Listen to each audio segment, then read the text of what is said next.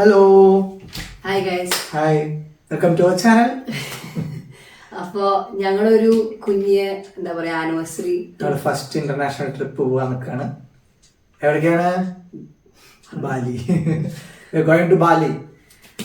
അപ്പോ ഈ വീഡിയോ ഞങ്ങൾ എടുക്കണമെന്ന് വെച്ചാൽ ഞങ്ങൾ ജസ്റ്റ് എന്തൊക്കെ പ്രിപ്പറേഷൻ ആണ് ചെയ്ത് എന്നൊക്കെ അറിയാൻ വേണ്ടി എന്നൊക്കെ ഷെയർ ചെയ്യാൻ വേണ്ടിയിട്ടാണ്. പിന്നെ ഒരു മെമ്മറി കുറച്ചു കാലം കഴിഞ്ഞ് നോക്കുമ്പോൾ കാണാൻ ഒരു മെമ്മറി വ്ളോഗ് പോലെ. അപ്പോ ഞങ്ങള് ഫസ്റ്റ്ലി ബാലി ബുക്ക് ചെയ്തിരിക്കുന്ന പിക്ക് യുവർ ട്രേസ് എന്ന് പറഞ്ഞൊരു ആപ്ലിക്കേഷൻ ഉണ്ട്. അവരുടെ അടുത്താണ് നിങ്ങൾ ബുക്ക് ചെയ്ത്. ഞങ്ങൾ വേറെ 2-3 നോക്കി. അതും ബെറ്റർ ആയി തോന്നി, അല്ലെങ്കിൽ ഒന്നും കൂടി യൂസർ ഫ്രണ്ട്ലി ആയിട്ട് ആപ്ലിക്കേഷൻ ഒക്കെ ഉണ്ട് അവർക്ക്. പൈസ അടക്കേണ്ട രീതിയാണെന്നുണ്ടെങ്കിൽ നമുക്കിത് ഒന്നിച്ചടക്കാം, ഇല്ലെങ്കിൽ അവർ തന്നെ EMI ഓപ്ഷൻ ആയിട്ട് നോ കോസ്റ്റ് EMI ആയിട്ട് അവരും അറേഞ്ച് ചെയ്ത് തരും. ഫൈബ് എന്ന് പറഞ്ഞ ആപ്പിന്റെ കൂടെ അവർക്ക് ടൈപ്പ് ഉണ്ട്. ഫൈബ് ആയിരിക്കില്ല, അത് ഫൈബ് ആപ്പാണ്. മേ ബി വേറെ ആരും ഉണ്ടാവാം. പക്ഷെ ഞങ്ങൾ അന്വേഷിച്ച സമയത്ത് അവർക്ക് ഫൈബ് ആയിട്ടാണ് ടൈപ്പ് ഉള്ളത്. അപ്പോ ഫൈബ് വെച്ച് EMI അടയ്ക്കാം. ലേ ഓവർ ഞങ്ങൾ ഇവിടുന്ന് ആദ്യം ഡയറക്റ്റ് ഫ്ലൈറ്റില്ലേ ബാലിക്ക്. അപ്പൊ ഇവിടുന്ന് കോലാലംപൂർ ടു ഡെൻപസർ ബാലി. അങ്ങനെ അതാണ് ഞങ്ങളുടെ ഇത്. പോണ വഴിക്ക് ഞങ്ങക്ക് 2 മണിക്കൂർ ലേ ഓവർ ഉണ്ട് ബാലിയില് കോലാലംപൂരില്. തിരിച്ചു വരുമ്പോ ഞങ്ങക്ക് 2 ഓപ്ഷൻ ഉണ്ടായിരുന്നു. ഒന്നില് ഒരു 4-5 ഹവേഴ്സിന്റെ ലേ ഓവർ വെച്ചിട്ട് മലേഷ്യയില്, അല്ലെങ്കിൽ എത്ര 22 hours നമ്മൾ സെലക്ട് ചെയ്ത് 22 hours ആണ് ആക്ച്വലി. അതിന് വേറെ ഒരു 5,000-6,000 റുപ്പീസിന്റെ ഡിഫറൻസ് വന്നു. പിന്നെ നമ്മൾ 22 മണിക്കൂർ എടുക്കുമ്പോൾ അതായത് തിരിച്ചു വരുമ്പോ മാത്രമേ ഉള്ളൂ. പോകുമ്പോൾ 3-4 മണിക്കൂറുള്ള 2 മണിക്കൂർ ലേ ഉള്ളൂ. അപ്പോ പിന്നെ മാത്രമല്ല അവിടെ വിസ ഓൺ അറൈവൽ ആണ്, ഫ്രീ ആണ്. ഇന്ത്യൻസിന് മലേഷ്യയിലെ വിസ ഓൺ അറൈവൽ ആണ്, അത് കംപ്ലീറ്റ് ഫ്രീ ആണ്. നമുക്ക് എന്തായിരുന്നു ആ ഫോമിന്റെ പേര്? MDSC ഫോമാണ്. അതായത് മലേഷ്യ ഡിജിറ്റൽ അറൈവൽ കാർഡ്. അതെന്താ വെച്ചാൽ ഇത്രയും 24 മണിക്കൂർ ടു 48 മണിക്കൂറിനുള്ളിൽ വരുന്നതിന് മുന്നേ ഫോം ഫിൽ ചെയ്യണം. ആ ഫോമിൽ ജസ്റ്റ് ഇത്രേ ഉള്ളൂ: നമ്മുടെ ഡീറ്റെയിൽസ്, എവിടുന്നാ വരണേ, എത്ര ദിവസം ഇവിടെ മലേഷ്യയിലുണ്ട്, പിന്നെന്താ നമ്മുടെ ഹെൽത്ത്, എന്തെങ്കിലും ചുമ ഉണ്ടോ, പനിയുണ്ടോ, ജലദോഷം ഉണ്ടോ, അങ്ങനത്തെ ഓരോ കുറച്ച് ഡീറ്റെയിൽസ്, ബേസിക് ഡീറ്റെയിൽസ് അത്രമാത്രം ആ ഫോമിൽ ചോദിക്കുള്ളൂ. പിന്നെ അവിടെ ചെന്ന് കഴിഞ്ഞാൽ ജസ്റ്റ് മേ ബി കുറച്ച് ഇമിഗ്രേഷന്റെ കുറച്ച് പരിപാടികൾ, പാസ്പോർട്ട് കാണിക്കണം, അഥവാ അവിടെ ഹോട്ടലിൽ താമസിക്കുന്നുണ്ടെങ്കിൽ ഹോട്ടലിലെ റെസീറ്റ് കാണിക്കണം. ഇതൊക്കെ ഞങ്ങൾ പിക്ക് യുവർ ട്രെയിൽസിൽ ചോദിച്ചപ്പോൾ അന്വേഷിച്ച് അവർ പറഞ്ഞത്. പിന്നെ ഞങ്ങൾ യൂട്യൂബിലും അവിടെയൊക്കെ നോക്കി വ്ളോഗ്സ് കണ്ടിട്ടൊക്കെയാണ് മനസ്സിലാക്കി. പിന്നെ വേറെ 22 മണിക്കൂർ എടുക്കാൻ വേറെ റീസൺ ഞങ്ങൾ അവിടെയും കൂടി ഒന്ന് എക്സ്പ്ലോർ ചെയ്യാം എന്നുള്ളൊരു പ്ലാനിലാണ്. അപ്പോൾ ഒന്ന് പൈസയുടെ കുറവ്, ഒരു 4,000-5,000 അത്രയ്ക്ക് ഓർമ്മയില്ല എത്രയാന്ന് കറക്റ്റ്. നല്ലൊരു എമൗണ്ട് ഡിഫറൻസ് വന്നിരുന്നു. അപ്പം ആ ഒരു ഡിഫറൻസ് ഒഴിവാക്കാനും, പിന്നെ അവിടെ നമുക്ക് ചിലപ്പം ഈ സ്റ്റേയില് അല്ലെങ്കിൽ സിംഗപ്പൂർ എക്സ്പ്ലോർ ചെയ്യുമ്പോൾ ആ പൈസ അവിടെ ക്ലിയർ ആവും. പക്ഷെ എന്നാലും കൺട്രി കൂടി കണ്ടു, ഒരു കുറച്ച് സ്ഥലം കൂടി കണ്ടു എന്നുള്ളൊരു അഡ്വാൻറ്റേജ് ഉള്ളതുകൊണ്ടാണ് ഞങ്ങൾ 22 മണിക്കൂർ എക്സ്റ്റെൻഡ് ചെയ്യാന്നുള്ള ഒരു പ്ലാൻ ഉണ്ടായിരുന്നത്. പിന്നെ ഡോക്യുമെന്റ്സ് എന്ന് പറയുമ്പോൾ ഞങ്ങൾ ബാലിക്ക് പോകാൻ മെയിൻ ആയിട്ട് ടൂറിസം ലെവി ഫോം ഫിൽ ചെയ്യണം. അതിന് ഓൾമോസ്റ്റ് അതെ, ഓൺലൈനായിട്ട് ടൂറിസം ലെവി അപ്ലൈ ചെയ്യണം. ഞങ്ങളത് ഓൺലൈനായിട്ട് 800 സംതിങ്, അത് 799 സംതിങ് ആണ്. പിന്നെ നമ്മൾ ഈ ട്രാൻസാക്ഷൻ ചാർജും കൺവേർഷൻ ചാർജൊക്കെ വരുമ്പോൾ 830 അടുത്തായി. അപ്പൊ 2 പേർക്കും കൂടി അത് 1,600 മേലെ അത് ആയിട്ടുണ്ട്. പിന്നെ വിസ 2 ഓപ്ഷൻ ഉണ്ട്. ഒന്ന് വേണമെങ്കിൽ ഓൺലൈൻ ചെയ്യാം, അല്ലെങ്കിൽ പിന്നെ അവിടെ ചെന്നിട്ട് വിസ ഓൺ അറൈവൽ. അതിനെത്ര 2,600 to 3,000. അത് ബേസ്ഡ് ഓൺ കറന്റ് റേറ്റ്സ് എന്തൊക്കെയാണുള്ളത്. ഇപ്പൊ 2,600-ന്റെയും 3,000-ന്റെ ഇടയിൽ 35-45 USD ആണ് അതിൽ കാണിച്ചിരിക്കുന്നത്. But that might vary. ഇപ്പൊ കുറച്ച് കാലം കഴിഞ്ഞാൽ maybe it will change, maybe 2-3 months.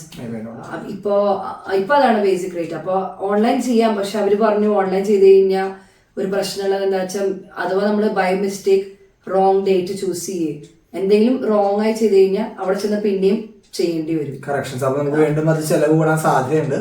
ഉറപ്പില്ല, പക്ഷെ എന്നാലും അത് ഭയങ്കര കോംപ്ലിക്കേറ്റഡ് പ്രോസസ്സാണ്. അപ്പൊ അവര് പറഞ്ഞു don't do visa online, you can come there and directly just give. അതിലെന്തൊക്കെ വേണ്ട വെച്ചാൽ ഹോട്ടലിലെ വൗച്ചേഴ്സ് വേണം, ബാലിയിലത്തെ ഹോട്ടലിൽ വൗച്ചേഴ്സ് വേണം. പിന്നെന്താ നമ്മുടെ ഫ്ലൈറ്റിന്റെ തിരിച്ചു പോണ ടിക്കറ്റും അത്രമാത്രം. Passport, valid passport, 6 month validity ഉള്ള. അപ്പൊ ഈ വൗച്ചേഴ്സും കാര്യങ്ങളൊക്കെ ഭയങ്കര ഈസിയാണ്. പിക്ക് യുവർ ട്രേസിന്റെ ആപ്പിൽ നമുക്ക് എല്ലാം അവര് അപ്ലോഡ് ചെയ്ത് വെച്ചിട്ടുണ്ട്. അപ്പൊ നമുക്ക് ഈസിയായിട്ട് ഡൗൺലോഡ് ചെയ്ത് ഞങ്ങൾ എല്ലാത്തിന്റെയും പ്രിന്റ് എടുത്ത് വെച്ചിട്ടുണ്ട് കയ്യില്. പ്രിന്റ് ഇല്ലെങ്കിൽ കുഴപ്പമില്ല, പക്ഷെ ഇതിന് എന്തായാലും പ്രിന്റ് വേണമെന്ന് അവർ പറഞ്ഞിട്ടുണ്ട്. അപ്പൊ ഞങ്ങൾ അതിന്റെ പ്രിന്റ് എടുത്ത് വെച്ചിട്ടുണ്ട്. പിന്നെ ടൂറിസ്റ്റ് ലിവിയുടെ ഒരു പ്രിന്റും എടുത്ത് വെച്ചിട്ടുണ്ട്. അപ്പം എന്തെങ്കിലും ആവശ്യമുണ്ടെങ്കിൽ ഡോക്യുമെന്റ് അവിടെ വീണ്ടും എടുക്കണ്ടല്ലോ ചോദിച്ചിട്ട് ഞങ്ങൾ അതൊക്കെ ഈസി ആവുന്ന ഞങ്ങൾ സെപ്പറേറ്റ് ആയിട്ട് ഡോക്യുമെന്റുകളാക്കി സെപ്പറേറ്റ് വെച്ചിട്ടുണ്ട്. പ്ലാൻ ചെയ്ത് വാങ്ങി പുതിയ പുതിയ സാധനങ്ങളൊക്കെ നമുക്ക് പറഞ്ഞു എന്തൊക്കെയാണ്. ഒന്ന് ട്രാവൽ അഡാപ്റ്റർ വാങ്ങി മെയിൻ ആയിട്ട്. കാരണം ട്രാവൽ അവിടെ ചെന്ന് കഴിഞ്ഞാൽ നമ്മുടെ ഇന്ത്യയിലത്തെ പോലത്തെ പോർട്സ് അല്ല എന്ന് പറഞ്ഞ കേട്ടു. അറിയില്ല, ഞാൻ 2-3 ബ്ലോഗ്സ് കണ്ടപ്പോൾ ചിലയിലൊക്കെ റൗണ്ടഡ് ഉണ്ട്.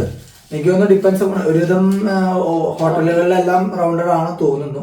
എന്നാലും ഒരു യൂണിവേഴ്സൽ അഡാപ്റ്റർ ഞാൻ വാങ്ങിയിട്ടുണ്ട്. അത് യൂസ്ഫുൾ ആവുമോ എന്നുള്ള അറിയില്ല. അവിടെ പോയി കഴിഞ്ഞാൽ ഒരു ബോക്സിന്റെ ഉള്ളിൽ റൗണ്ടഡ് ആയിട്ടുള്ള അങ്ങനെ 2-3 ടൈപ്പ് ഞാൻ കണ്ടു. ഞാൻ ഓരോരോ ബ്ലോഗ് ഉണ്ട്. അപ്പം ഇനി അവിടെ പോയി ചിലപ്പോൾ വേറെ വാങ്ങേണ്ടി വരും നമുക്ക് അറിയാം. ചിലപ്പോൾ വേറെ വാങ്ങേണ്ടി വരും.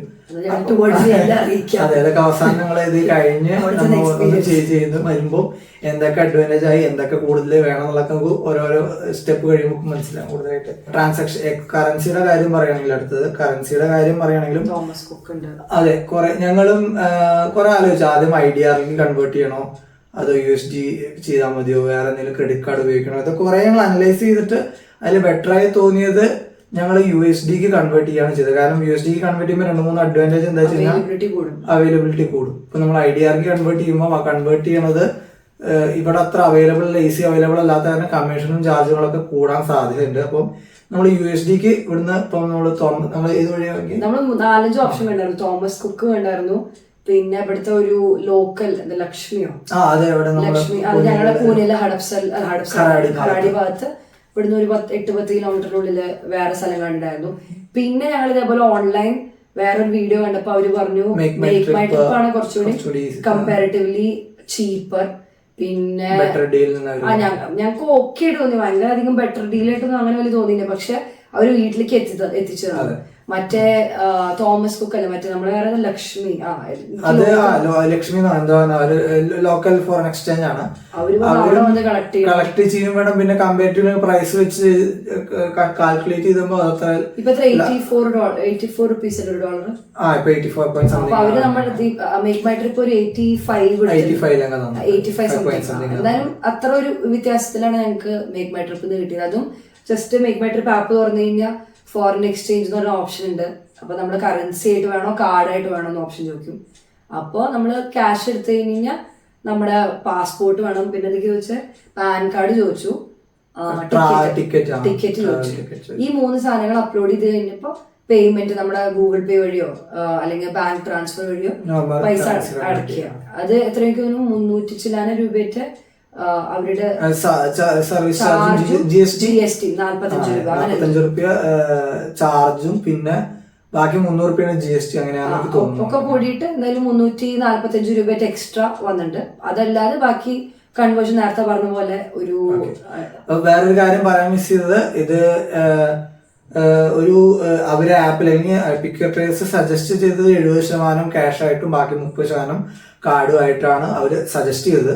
ഇതും നമുക്കറിയില്ല, ഞങ്ങളിങ്ങനെ അങ്ങനെ വിചാരിച്ചിട്ടല്ല എടുത്തത്. അപ്പൊ ഞങ്ങൾ ഒരു കുറച്ച് എമൗണ്ട് ക്യാഷും കുറച്ച് ക്രെഡിറ്റ് കാർഡും ഉപയോഗിക്കാന്ന് വിചാരിച്ചത്. ക്രെഡിറ്റ് കാർഡ് ചെയ്യുമ്പോൾ എന്താണ് പ്രശ്നം വെച്ച് കഴിഞ്ഞാൽ ഓരോ കാർഡിനും അതിൻ്റെതായ ലുക്കപ്പ് ചാർജ് അങ്ങനത്തെ ഒരു ചാർജ്, കറൻസി ട്രാൻസാക്ഷൻ ചാർജ് എന്നുണ്ട് വരും. ഇപ്പം എക്സാമ്പിൾ പറയുകയാണെങ്കിൽ ICICI കാർഡിനാണെങ്കിൽ 3.5%, HDFC കാർഡാണെങ്കിൽ 2% ആണ് വരുന്നത്. അപ്പം അത് കാൽക്കുലേറ്റ് ചെയ്യുമ്പോൾ നമ്മൾ വലിയൊരു എമൗണ്ട് ആണ് ചെയ്യുന്നതെന്നുണ്ടെങ്കിൽ അതിനൊരു വ്യത്യാസം ഉണ്ടാവും. അപ്പൊ അതാണ് നമ്മൾ കുറച്ച് കറൻസി ആയിട്ട് കൊണ്ടുപോകാനും കുറച്ച് അതായിട്ട് കൊണ്ടുപോകാനും ഉള്ള പ്ലാൻ ഉണ്ടായിരുന്നത്. പിന്നെ എല്ലായിടത്തും കാർഡ് അക്സെപ്റ്റബിൾ ആവണമെന്നൊന്നുമില്ല.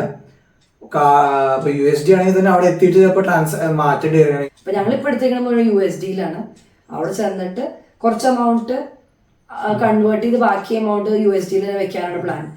വേറെ അഡ്വാൻറ്റേജ് USD എടുത്തു കഴിഞ്ഞാൽ നമുക്ക് ഇവിടെ തിരിച്ചു കൊണ്ടാലും USD ഇപ്പൊ വേറെ ആൾക്കാർ പോകണവരുണ്ടെങ്കിൽ അവർക്ക് USD ഇപ്പൊ എന്റെ ഓഫീസിൽ നിന്ന് 2-3 ആൾക്കാർ വെച്ചപ്പോൾ USD ആവശ്യമായിട്ട് വന്നു. അപ്പം USD നമുക്ക് ബ്ലാക്ക് ആയിട്ട് അല്ലെങ്കിൽ നമുക്ക് അറിയുന്നവർക്ക് കൊടുക്കാനും പറ്റും. പിന്നെ ഇവിടെ USD കൺവേർട്ട് ചെയ്യാൻ ഈസിയാണ്. ബ്ലാക്ക് അല്ല USD USD കൺവേർട്ട് ചെയ്യാൻ കുറച്ചുകൂടി ഈസിയാണ്.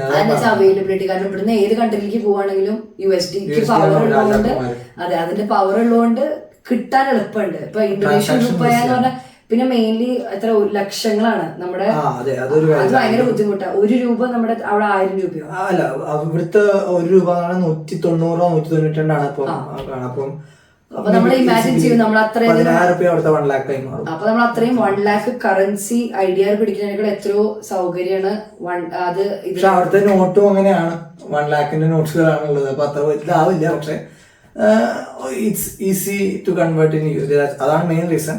ഞാൻ മറ്റേത് അങ്ങനെ വിചാരിച്ചില്ല കെട്ട് കൊണ്ടുപോകണം, പക്ഷെ അവിടുത്തെ ഡിനോമിനേഷനും 1 lakh ഒക്കെയാണ് അവരുടെ ഹയസ്റ്റ് തോന്നിക്ക് അത്രയില്ല. അവര് ഡിനോമിനേഷനും കൂടുതലാണ്, അപ്പൊ അതിനനുസരിച്ചുള്ള വ്യത്യാസമുണ്ട്. പിന്നെ എന്തോന്ന് പറയാന്ന് വിചാരിച്ചിരുന്നു, ഫോറക്സ് കാർഡ്. അപ്പം ഫോറക്സ് കാർഡും അത് വേറൊരു ഓപ്ഷനാണ്. അപ്പൊ ഞങ്ങള് അപ്ലൈ ചെയ്തു, ഇന്നലെ അപ്ലൈ ചെയ്തു, എന്തോ ഇന്ന് തന്നെ കിട്ടിയിട്ടുണ്ട്, പക്ഷെ ഞങ്ങൾ അതിൽ പൈസ ഒന്നും കയറ്റിയിട്ടില്ല. ഫോറക്സ് കാർഡിൽ ഇതേപോലെ ട്രാൻസാക്ഷൻ കോസ്റ്റ് ഒന്നും വരില്ല എന്ന് പറഞ്ഞാൽ ഞങ്ങൾ യൂസ് ചെയ്തിട്ടില്ല. അതൊരു ഓപ്ഷനാണ്, ഞങ്ങളത് എന്ത് ചെയ്യണം എന്ന് അറിയിപ്പോൾ ഞങ്ങൾ ഓൾറെഡി ക്രെഡിറ്റ് കാർഡ് ഓപ്ഷൻ വെച്ചിട്ടുണ്ട്, പിന്നെ കുറച്ച് കറൻസിയും കയ്യിൽ വെച്ചിട്ടുണ്ട്. പിന്നെ ബാക്കി ക്രെഡിറ്റ് കാർഡ് ഉപയോഗിച്ചിട്ടാണ് ബാക്കിയുള്ള പ്ലാൻ ചെയ്തേക്കുന്നത്. അപ്പം ഇതൊക്കെയാണ് നമ്മളോട് നമ്മുടെ പിക്യോട്രയിൽ അവർ പറഞ്ഞെന്താ വെച്ചാൽ എത്ര 30 അല്ല $30-35 പെർ ഡേ ഒരാൾക്ക് ചെലവ് വരിക. അപ്പൊ ഞങ്ങൾ രണ്ടുപേരും കൂടി പോകണമെങ്കിൽ $70 ഓൺ ആൻ ആവറേജ്. അത്യാവശ്യം നല്ല രീതിയിൽ ചെലവാക്കുന്നവർക്കാണ് ദൂരത്തെ അടിച്ചില്ലേ വൃത്തിയില് നല്ല ലാവിഷായിട്ട് അല്ല ബഡ്ജറ്റിലാ പോണെന്ന് വെച്ചാൽ ഐ തിങ്ക് ഒരു 25 to 30 ഇടയില് അല്ല അങ്ങനെ നമ്മളോട് പറഞ്ഞത്. അപ്പൊ നമുക്ക് അത്ര അറിയുള്ളൂ, നമ്മളോട് അങ്ങനെ മാനേജ് ചെയ്യാൻ പറ്റും എന്ന് പറഞ്ഞിട്ടാണ്. അതെ, ഞങ്ങൾക്ക് അതേ ബ്രേക്ക്ഫാസ്റ്റ് ഫുഡിന്റെ കാര്യം പറയുകയാണെന്നുണ്ടെങ്കിൽ ബ്രേക്ക്ഫാസ്റ്റ് മാത്രമേ ഇൻക്ലൂഡ് ഉള്ളൂ. ബാക്കിയുള്ള 2 സെക്ഷനിൽ ഉച്ചത്തെയും രാത്രിയത്തെയും ഫുഡ് നമ്മൾ അറേഞ്ച് ചെയ്യണം. അപ്പം അതും ഒരു എക്സ്പെൻസ് ആയിട്ട് വരാം. അപ്പൊ ഞങ്ങൾ അതും കണ്ടിട്ടുണ്ട്. ഞങ്ങൾ ഒരു നേരം എന്തെങ്കിലും നമ്മൾ കുറെ സാധനങ്ങളൊക്കെ വാങ്ങി വെച്ചിട്ടുണ്ട്, അങ്ങനെ സ്നാക്സ് റെഡി ടു കുക്ക് ഫുഡും. പിന്നെ അവിടുന്ന് കുറച്ച് തേപ്പില വാങ്ങി കൈ പിടിക്കാന്ന് വിചാരിക്കുന്നുണ്ട്. ഇതൊന്നും വേറെ ഒന്നും കൊണ്ടില്ല, മേ ബി അവിടുത്തെ ഫുഡ് നമുക്ക് പിടിച്ചില്ലെങ്കിൽ വയറിന് പ്രശ്നം വന്നു കഴിഞ്ഞാൽ, കാരണം നമ്മള് ഇന്ത്യൻ ഫുഡ് കഴിച്ച് ശീലമായിട്ട് അവിടെ ചെന്ന ഫുഡ് ചിലപ്പോൾ വയറിന് പിടിച്ചില്ല എന്ന് വരും. അങ്ങനെ വരികയാണെങ്കിൽ ഒരു ഡീടോക്സ്, ഒരു മാറ്റത്തിന് വേണ്ടി കുറച്ച് ബിസ്ക്കറ്റ്സും കുറച്ച് ഡ്രൈ ഫുഡ് ആയിട്ട്, പിന്നെ പ്രോട്ടീൻ ബാർസ്, പിന്നെ എന്തൊക്കെയാ നമ്മള് കൈ പിടിച്ചിരിക്കണം, കുറച്ച് ഈ റെഡി ടു മേക്ക് അതൊക്കെ ഈ കവറിനകത്ത് അതൊക്കെ പാക്ക് ചെയ്തിരിക്കണം, അതുകൊണ്ട് കാണിച്ചു തരുന്നില്ല. അപ്പൊ അങ്ങനത്തെ കുറച്ച് ബേസിക് ഫുഡ് ഐറ്റംസ് വാങ്ങിയിട്ട്, പിന്നെ തേപ്പില ഒരു 5-6 ദിവസം നിൽക്കും.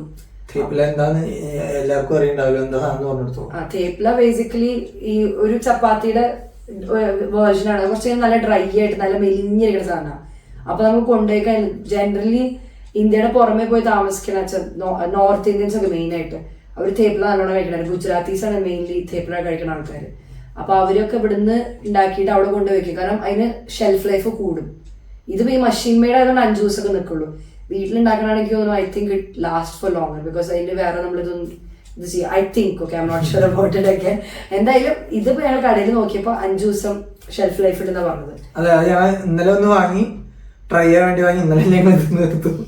ഇനിയിപ്പോ രാവിലെ പോയിട്ട് അത് രാവിലെ 10 മണിക്ക് ആകുമ്പോഴേക്കും വന്ന് പെട്ടെന്ന് തന്നെ കഴിയും. അപ്പം രാവിലെ തന്നെ പോയി വാങ്ങണം. നാളെ ഇപ്പൊ മറ്റന്നാൾ പോണേക്കാളും മുന്നേ ആയിട്ട് വാങ്ങി വെക്കാന്നാണ് ഇപ്പൊ വിചാരിക്കുന്നത്. അപ്പൊ എന്ന് വെച്ചാൽ 5 ദിവസം എക്സ്റ്റെൻഡ് ചെയ്യാനുള്ള ഭാഗത്തില് അങ്ങനെ. അപ്പം നമുക്ക് അങ്ങനെയും ചെലവ് ചുരുക്കാനുള്ള പ്ലാനിലാണ് പോകുന്നത്. അറിയില്ല ഇനി അവിടെ പോയി എങ്ങനെയൊക്കെ ചെലവുകളാ കൂടുതൽ വരുന്നത്. ഇനി അങ്ങോട്ട് ഓരോ ദിവസവും വീഡിയോ എടുക്കാനുള്ള പ്ലാനിലാണ് ഇതൊക്കെ ചെയ്യുന്നത്. എത്രത്തോളം സക്സസ് ആവും എന്നുള്ള അറിയില്ല.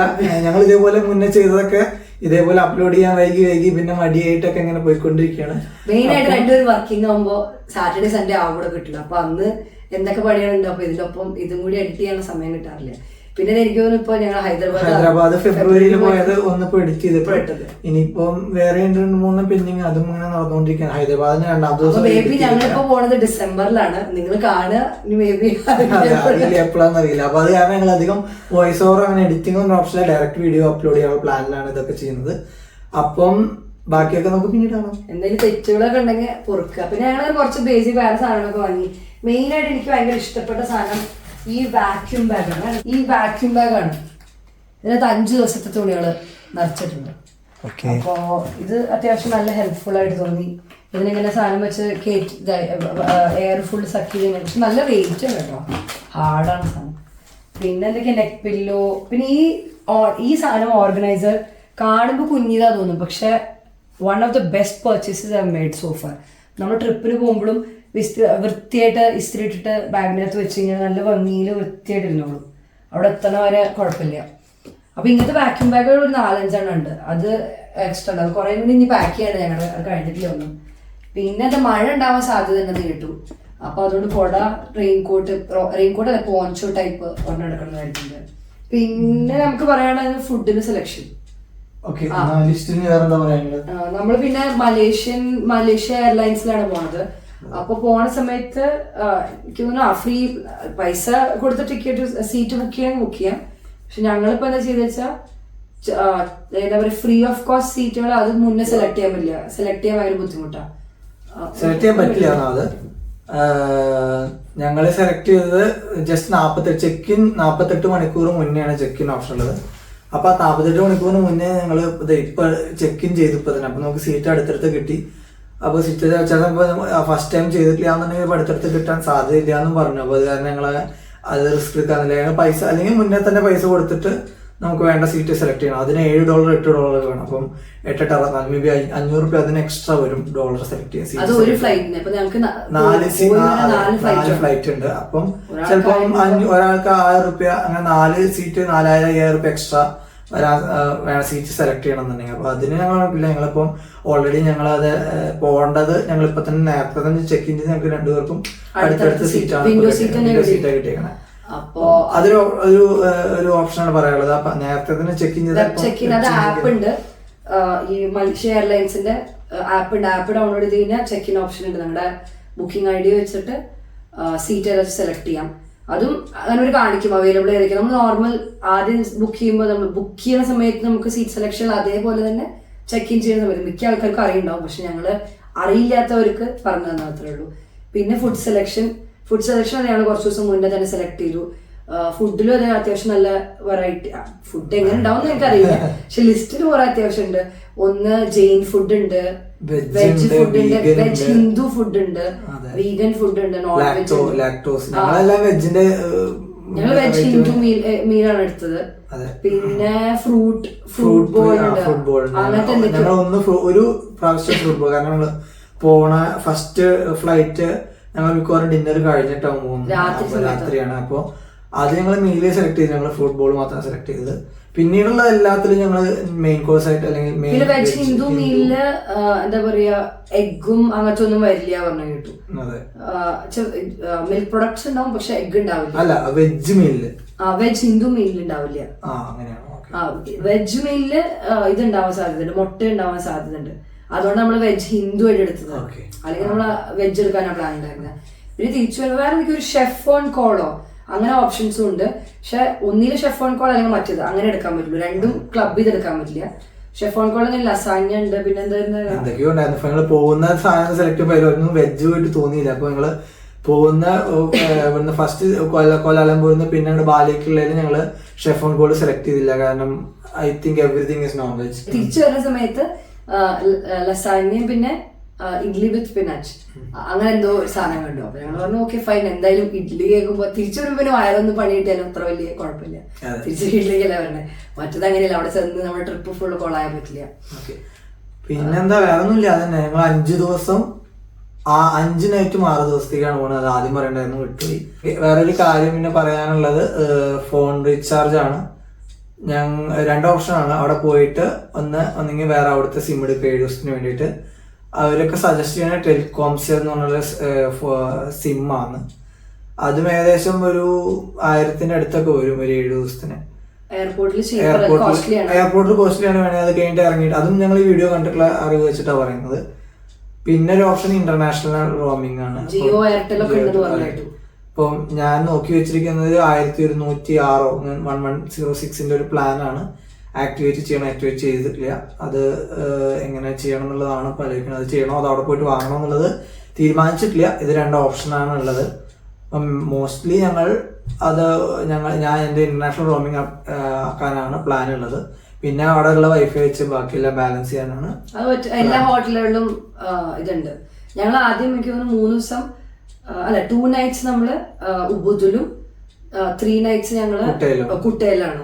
അതെന്താ ഞങ്ങൾ ഡീറ്റെയിൽ ആയിട്ട് പിന്നെ പറയും. പക്ഷെ എന്നാലും അങ്ങനെയാണ്. അപ്പൊ 2 ഹോട്ടലുകളിലും 4 സ്റ്റാർ അത്യാവശ്യം നല്ല ഹോട്ടലുകളാണ്. അപ്പൊ രണ്ടിടത്തും വൈഫൈ ഉണ്ട്. വൈഫൈ ടെൻഷൻ ഇല്ല. പക്ഷെ നമ്മൾ പുറത്തേക്ക് പോകണമെങ്കിൽ ഡ്രൈവറിന് നമ്മളെ വിളിക്കണമെങ്കിലോ അങ്ങനെ ഒരു ഇഷ്യൂ വരണ്ടാച്ചിട്ട് ഞങ്ങൾ എന്തായാലും ഒരു സിം എടുക്കാം. ഒരാൾക്കെങ്കിലും എടുത്തു കഴിഞ്ഞാൽ എന്തെങ്കിലും എമർജൻസി നമുക്ക് വിളിക്കണമെങ്കിൽ മറ്റല്ലെങ്കിൽ അറിയാത്ത സ്ഥലവും അങ്ങനെയൊക്കെ ആകുമ്പോൾ ഭയങ്കര ടെൻഷനും. അപ്പൊ അത് വേണ്ട വെച്ചു. പിന്നെ ഒന്നുകൂടി പറഞ്ഞെന്ന് വിചാരിച്ചത് മലേഷ്യ ചെന്ന് കഴിഞ്ഞാൽ എന്തൊക്കെ ഓപ്ഷൻസ് ഉണ്ടെന്ന്. ഇത് ഞങ്ങൾ വെറുതെ റിസർച്ച് ചെയ്ത് കണ്ടുപിടിച്ച സാധനങ്ങളാണ്, അറിയില്ല. ഇനിയിപ്പോൾ അവിടെ ചെന്നിട്ട് ഞങ്ങൾ ഓൺ ദ സ്പോട്ട് പ്ലാൻ ചെയ്യാം എന്നുള്ള നിലയ്ക്ക്, അല്ലെങ്കിൽ കുറച്ച് ദിവസം മുന്നേ 2 ദിവസം മുന്നേ ബാലിയിൽ എത്തിയിട്ട് മലേഷ്യയിൽ എന്ത് ചെയ്യണം എന്നുള്ള പ്ലാൻ ചെയ്യാന്നുള്ള നിലയ്ക്കാണ് ഇപ്പൊ ഇരിക്കുന്നത്.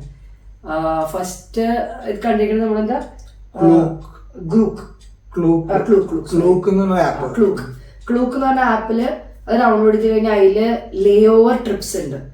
ലേ ഓവർ ട്രിപ്സ് എങ്ങനെയാ വെച്ചാൽ നമ്മുടെ എയർപോർട്ടിൽ നിന്ന് പിക്കപ്പ് ചെയ്ത് എത്രയോ 21 അട്രാക്ഷൻസ് കാണിച്ച് തിരിച്ച് എയർപോർട്ടിൽ കൊണ്ടാക്കും. അത് 4 hour, if I am not mistaken, 4 hour trip. പക്ഷെ എന്താ വെച്ചാൽ എല്ലായിടത്തും 30 minutes 45 minutes. അപ്പോൾ ലൈക്ക് ബാട്ടു കേവ്സ് ഉള്ളത് people say it's like really nice. അത് കാണണമെങ്കിൽ ഒരു 2-3 മണിക്കൂർ വേണം. ഇതൊക്കെ ഞാൻ പിന്നെയും ഗൂഗിളിലും അവിടെയൊക്കെ കണ്ടു പറഞ്ഞ ഇതാണ്. അപ്പൊ അതിനൊരു 3 മണിക്കൂർ വേണം. അപ്പൊ ഈ അരമണിക്കൂറിന്റെ ചിലപ്പോൾ maybe you won't get that justice to see that place. അപ്പൊ അത് കാണുമ്പോൾ അത്ര വൃത്തിയിൽ കാണാൻ പറ്റുമെന്ന് അറിയില്ല. പിന്നെന്താ, പിന്നെ ഗ്രാബ് ആപ്പാണ് നമ്മൾ ഇവിടുന്ന് ഊബറും അതൊക്കെ യൂസ് ചെയ്യുന്ന പോലത്തെ അവിടുന്ന് ഫുഡിനും യൂസ് ചെയ്യാൻ പറ്റും എന്ന് പറഞ്ഞു കേട്ടു. ഫുഡിനും ഗ്രാബ് എന്നുള്ള ഒരു ആപ്പ് ഉണ്ട്. പിന്നെ ബസ് സർവീസ്.